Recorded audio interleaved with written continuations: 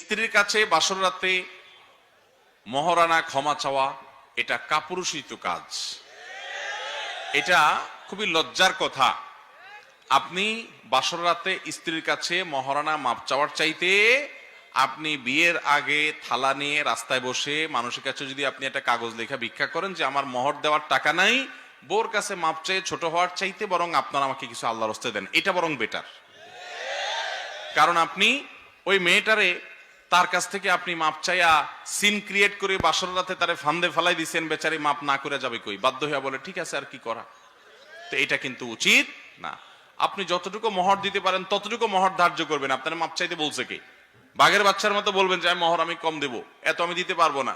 ওই মজলিসে বসে বাহাদুরি জাহির করেন, হ্যাঁ লেখেন 10 লাখ 20 লাখ 30 লাখ, আদিকে তলে তলে বোরকা যায় মাপ চান, এটা খুব ছোট কথা, এটা ছোট লোকই, এটা করা উচিত না। যতটুকু সামর্থ্য আছে ততটুকু মোহর ধরবেন।